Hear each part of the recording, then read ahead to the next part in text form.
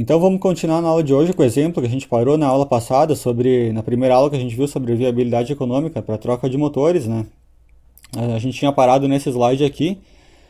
Então se você não assistiu a primeira aula ali, eu peço que retorne ali e assista a primeira aula antes dessa daqui, né, para entender bem ali o contexto do que a gente vai estar aplicando nessa aula. E no exemplo, então, ele pede para verificar a viabilidade econômica para a troca de um motor de 200 CV, 4 polos, 220 380 volts, 60 Hz e que opera mais ou menos 400 horas por mês. Tá? Através de um instrumento analisador de energia, efetuou-se as leituras de corrente do motor ao longo de um ciclo completo de funcionamento, obtendo-se o valor médio de 350 amperes por fase em tensão de linha 220 volts. Né? Então, a premissa que foi adotada aqui para chegar nesse valor médio de 350 amperes aqui foi feito um valor médio, né, que é diferente lá daquele método que a gente viu na aula passada, que quando tem um ciclo de carga, né, variável no eixo, eu apresentei aquelas duas expressões lá para a gente calcular uma potência média equivalente, mas nada impede do projetista ele estar adotando outra premissa, tá? Outra regra para chegar na potência média dele. Então, nesse caso aqui, foram feitas várias leituras de medidas, né, com um instrumento analisador de energia, foi feito um valor médio, obtendo-se o valor de 350 amperes, tá? Então, essa que foi a premissa adotada nesse exercício aqui. Dados extras, então, considera o custo de energia mensal a R$ 0,5 por kWh, né, para a gente fazer o cálculo das perdas, né, saber quanto que a gente gasta com as perdas, verificar o tempo de retorno ou payback simples e o descontado, né, e através desses tempos aqui que a gente vai avaliar, a gente vai fazer a análise da viabilidade econômica, né, se vale a pena ou não trocar o motor, considerando o tempo de retorno, sendo que no payback descontado a gente vai utilizar uma taxa mínima de atratividade de 8% ao ano, tá? Aí depois, no item B aqui, ele pede para calcular então o novo payback, né?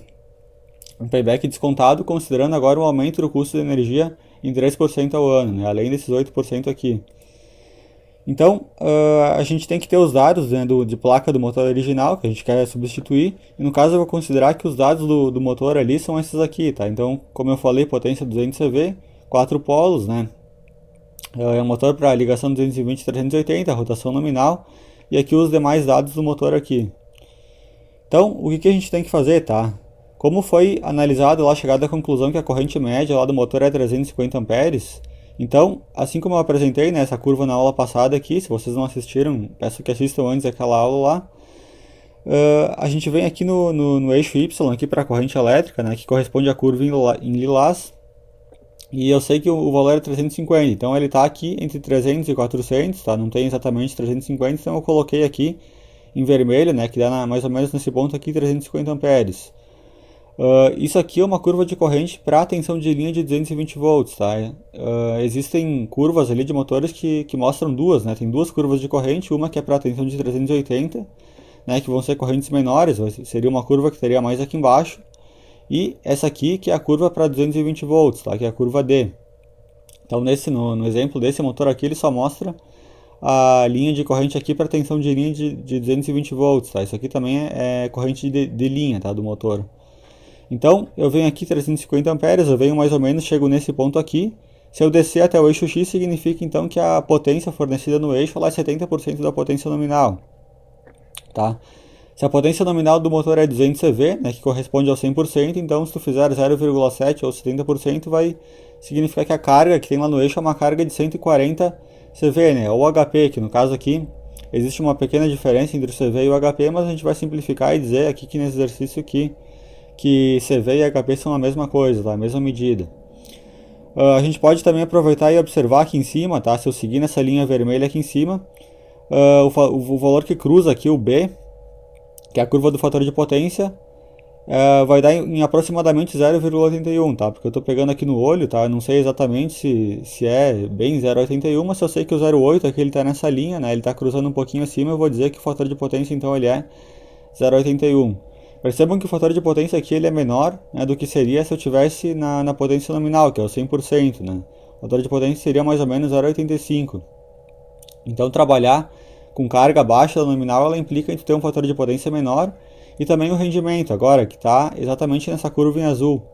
Se a gente vê aqui, ó, a curva em vermelho ela bate mais ou menos em aproximadamente 92%. Porque aqui, essa linha aqui eu tenho 90%, então se ele bate um pouquinho acima eu vou considerar aqui que seja aproximadamente 92%, tá? Novamente, é um pouco, se estivesse operando na potência nominal, que é 100% aqui, ele teria com um rendimento de aproximadamente 95%, tá? 94%, 95%. Até não estaria tão ruim, né? Se fosse, por exemplo, 60%, 50% da carga aqui, ele estaria bem pior, né? Principalmente o fator de potência, se vocês observarem aqui. E se eu olhar aqui, por exemplo, 100% da carga nominal, se eu subir até o eixo aqui, eu teria aproximadamente algo um pouco menor que 500, né? Porque 500 está exatamente aqui. O 100% ele bate mais ou menos nessa linha aqui, daria 400 e alguma coisa. Se eu olhar aqui nos dados do motor, tá? Para 220 volts aqui, eu tenho a corrente nominal, né? Seria 484 amperes. Então essa curva aqui, ela está correta, tá? A gente pode comprovar aqui que ela está certa a partir dos dados nominais do motor. Então, gravar bem esse valor, tá? Para 350 amperes, eu sei que eu tenho 70% da carga no eixo, eu vou ter 140 HP, tá? Significa que meu motor ele tá sobredimensionado, né? Eu poderia ter, então, um motor em vez de 200 CV, ele poderia ser 140, né? Tranquilamente. Para confirmar a potência de saída, a gente ainda pode utilizar essa expressão aqui, que utiliza em termos de grandeza de linha. Então, a gente multiplica a raiz de 3 vezes a tensão de linha, vezes a corrente de linha, vezes o cosseno e o rendimento que a gente acabou de medir aqui, tá? Que dá esse valor aqui de potência em watts. Se eu dividir por 746, que é 1 HP, tá? A gente obtém então esse valor aqui em HP. Tá, o resultado ele não deu exatamente 140, ele deveria fechar 140 CV ou 140 HP, né, que eu estou considerando a mesma coisa, mas como esses dois valores aqui de fator de potência e rendimento eu peguei aqui valores aproximados, não sei se eles são exatamente 0,81 e 92%, né, porque eu peguei aqui mais ou menos no olho, então não deu exatamente a 140, mas em teoria era para dar, tá, 133. Aqui se eu tivesse pegado exatamente os valores certos aqui do cosseno e fator de potência, eu teria chegado aqui em 140. Mas a gente vai seguir então com esse valor aqui, que é o 140, porque aqui ele bate exatamente no 70%, né? A gente viu que isso aqui corresponde a 140, então eu vou ficar com esse valor aqui, não com o 133, tá? Bom, então agora cálculos para o motor original, tá? Que a gente tem lá de 200 CV. A gente calcula a primeira potência elétrica dele, né? 140 CV vezes 0,746, né? Que 1 CV é 0,746 kW. A gente obtém a potência, então, fornecida no eixo em kW. O rendimento, ele é a relação que ele dá a relação entre a potência ativa de saída e a potência ativa de entrada. Tá? A gente achou que lá na curva o valor dele é 0,92.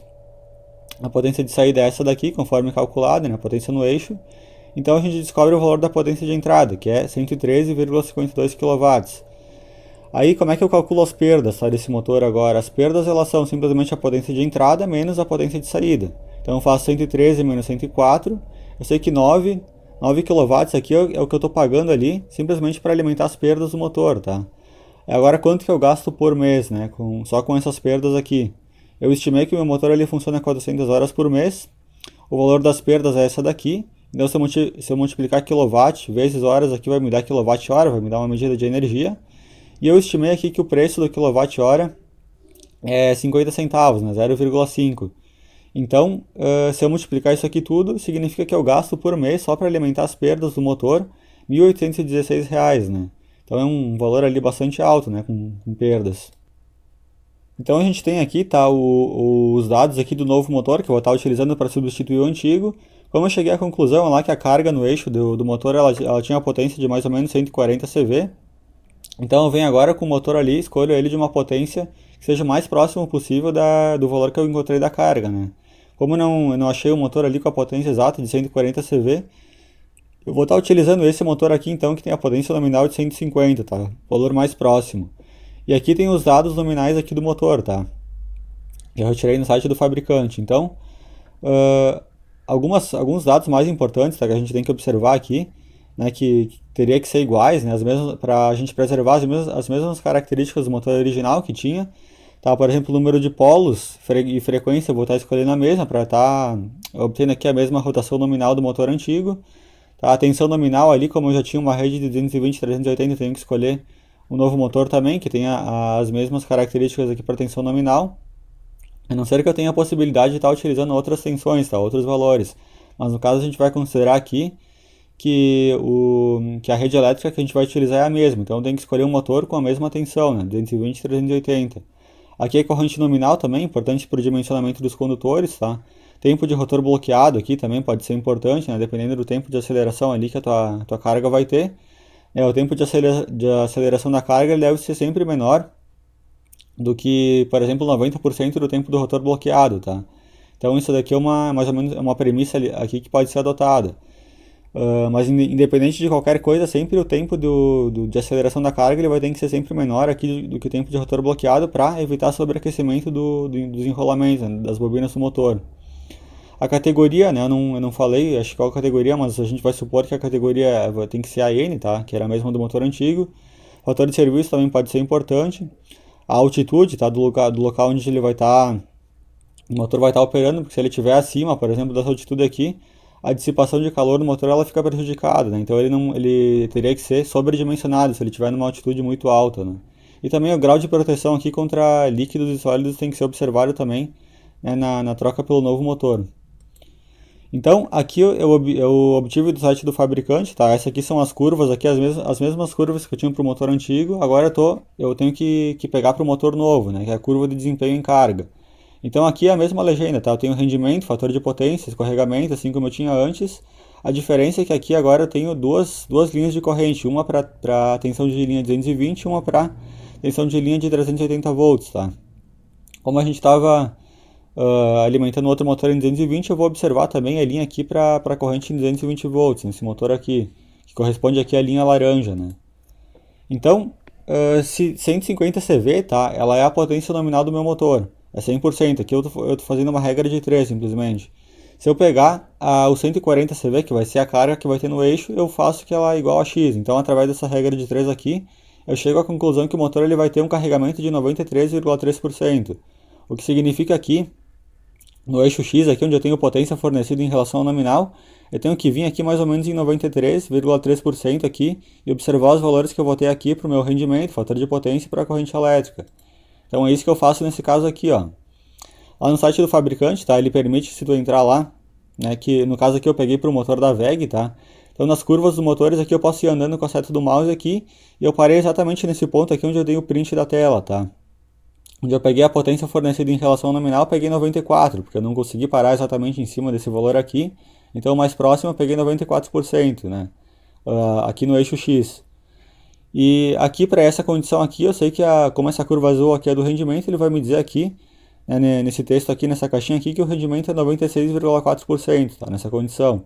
Então eu deixo anotado esse valor aqui, eu sei que o meu motor ele vai estar operando mais ou menos nesse rendimento aqui de 96,4%.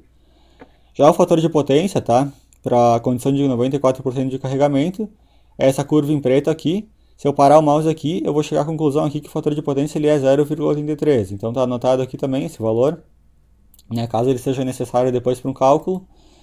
E a corrente elétrica aqui em tensão de linha 220 volts, a corrente de linha vai ser 339,29 amperes, também pro carregamento de 94%, tá? Todas as características eu pego em relação ao carregamento nominal de 94%.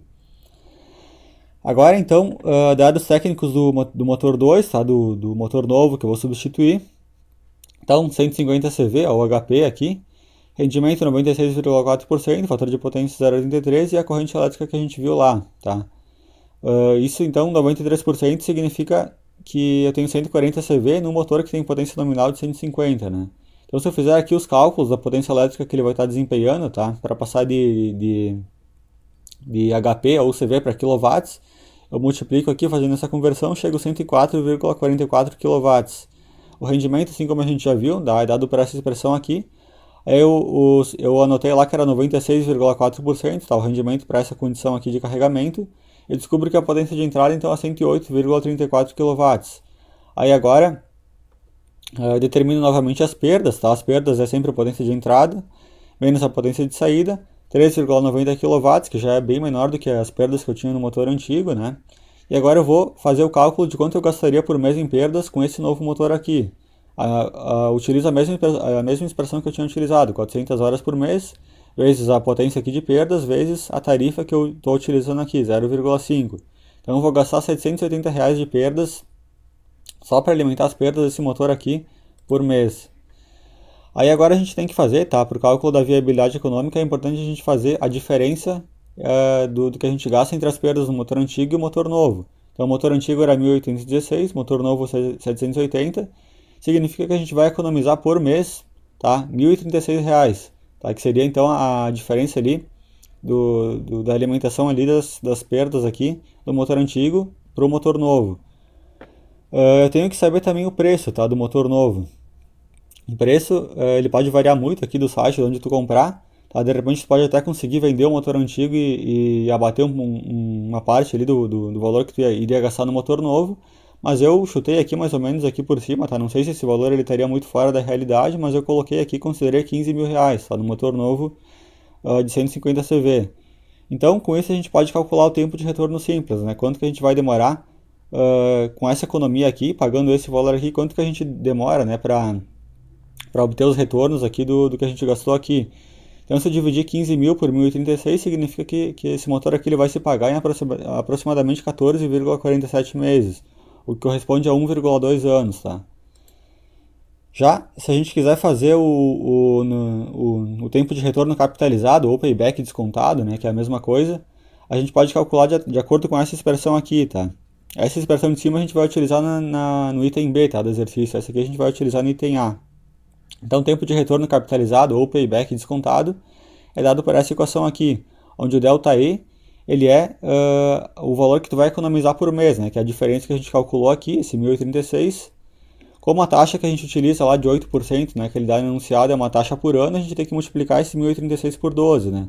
Porque isso aqui é um valor para um mês. Como eu tenho a taxa para um ano, eu multiplico por 12, né? Um ano tem 12 meses, então eu multiplico por 12.